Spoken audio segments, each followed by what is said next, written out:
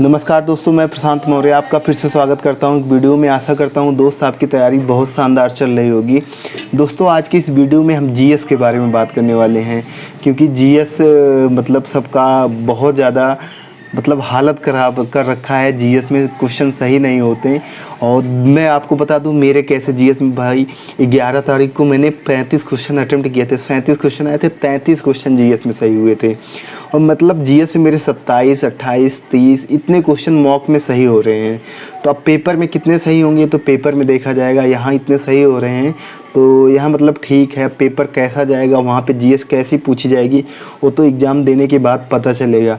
तो दोस्त मैं आपको बताऊंगा कि मैं कैसे कर रहा हूँ कि मेरे इतने क्वेश्चन सही हो रहे हैं, और लास्ट टाइम को आपको जीएस में कैसे करना है, और खुद से पढ़ना है या कैसे करना है, किन सब्जेक्ट को जीएस में ज़्यादा टाइम देना है, इन सब के बारे में इस वीडियो में मैं आपको बताऊँगा।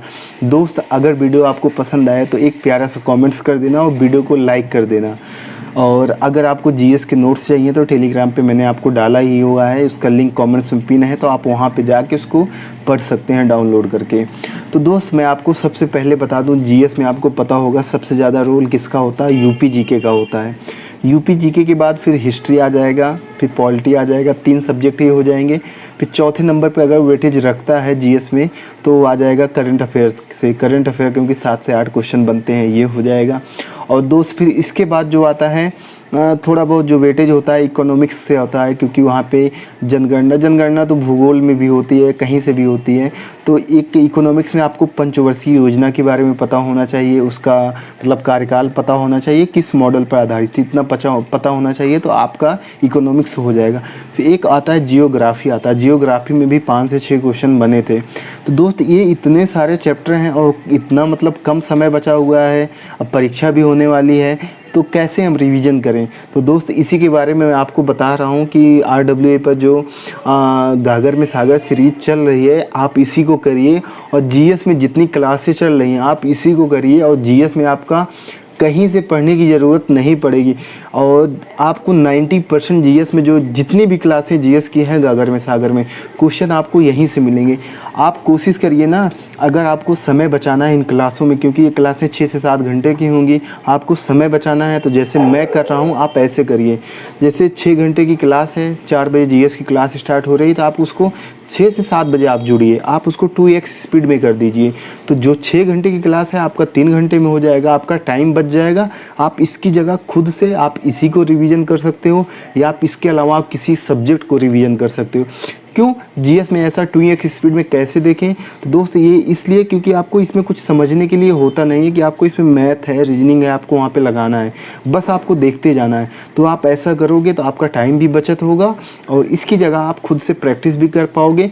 और दोस्त मैं आपको बता दूं, जीएस में जैसे आपने क्लास देख ली तो आपको इसकी पीडीएफ मिलेगी RWA ऐप पर, तो आप वहाँ पे जाइए और पीडीएफ डाउनलोड करिए, और कम से कम परीक्षा तक 2 से 3 बार इसका रिवीजन कर लीजिए। सभी पीडीएफ का 2 से 3 बार रिवीजन कर लीजिए, तो आपका जीएस में मैं कहूँगा 20 क्वेश्चन तो आपके कहीं नहीं गए, आराम से कर लोगे। सिर्फ इसी गागर में सागर के क्वेश्चन से 20 क्वेश्चन आराम से मिल जाएंगे, 20 से 21 क्वेश्चन। और जीएस में 20-21 क्वेश्चन होना अच्छा होता है, कोई इसमें बुरा नहीं होता है। जैसे आप हिंदी में 30-32 क्वेश्चन कर रहे हो ना, वैसे ही जीएस में 20-21 क्वेश्चन बहुत शानदार होगा। तो दोस्त आप ऐसे कर सकते हो, ऐसे आप टाइम मैनेज कर सकते हो, ऐसे मैं भी कर रहा हूँ।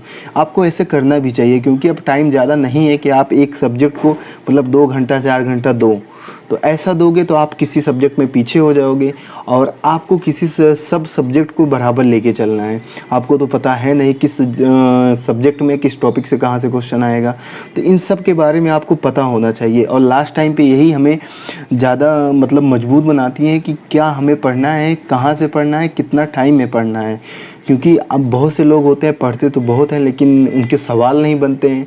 क्यों? क्योंकि 10 घंटा पढ़े, कोई है 8 घंटा पढ़ता है, उसके सवाल बनते हैं, तो उसको पता है कि पेपर में क्वेश्चन कहाँ से बन रहे हैं।